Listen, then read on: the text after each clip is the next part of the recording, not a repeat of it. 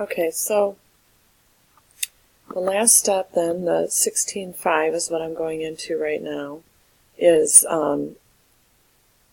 preparing a post-closing trial balance. So if you've journalized all your closing entries and then you posted them, all your temporary accounts will have 0 in them. They will not be open. The only ones that will be open would be your assets, your liabilities, and your equity account, meaning retained earnings, and your capital stock. Okay, so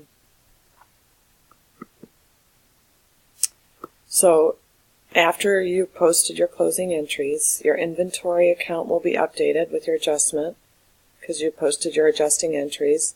Your retained earnings account will be adjusted also.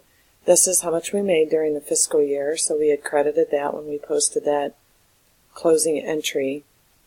The one at the very end, or not, this is the dividends, but this is the one at the very end. This is our net income that we posted, so we updated our retained earnings. This is the dividends. Once we posted the closing the dividends account to retained earnings, then it updated our retained earnings account with taking that out of there. Dividends is closed, income summary is closed. It closes itself along the way. And sales is closed.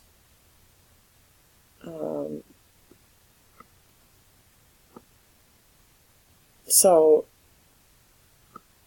all of those accounts are closed that are temporary then. Okay, so first step was we analyzed transactions in the accounting cycle. Then we journalized them. We posted them to the general ledger. Then we did an unadjusted trial balance to see what on a worksheet. We didn't necessarily do it on a worksheet this time, but we did that way.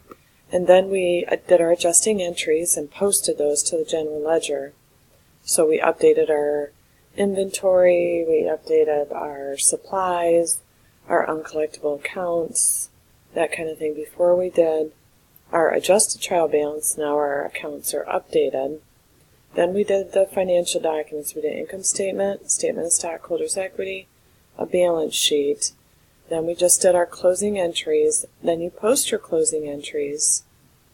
And then we do the last step that we're on right now is doing a post-closing trial balance after we close our temporary accounts. All right, so we're going to answer those questions later. I'm going to go ahead and go into the work together here.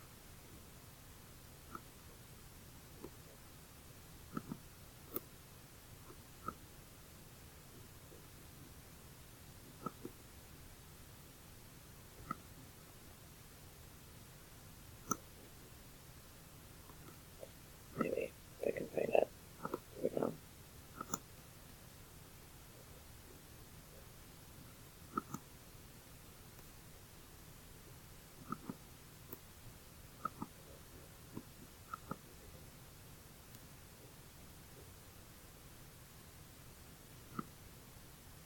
Okay, so you don't have as many accounts on here anymore because you only have your permanent accounts now, your assets or liabilities, and your equity accounts. So we have cash. We're just going to put the balances here that we have. These are again coming from the general ledger. Petty cash is $350.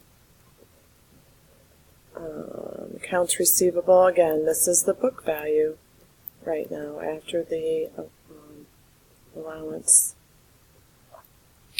The allowance is, this is the accounts receivable balance. If you really want to find the book value, then you would subtract the allowance for uncollectible accounts. So make sure you put these on the balance side of the account.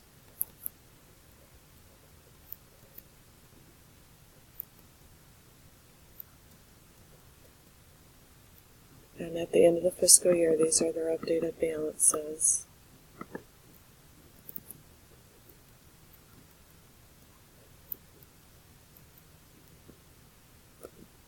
Sales tax payable has credit. Capital stock has credit. 50,000 now.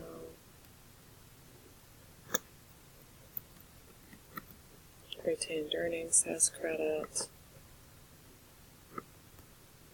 of 112, 326.50.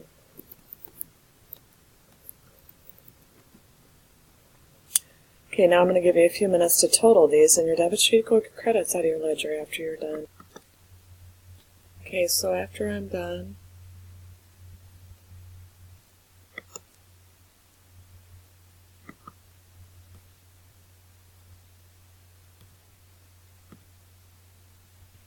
oh, I think it was right. Then you should have your debits equal credits. You're ready to go into the next fiscal period with those balances then. All right, that's it for this lesson, this in the 16.5.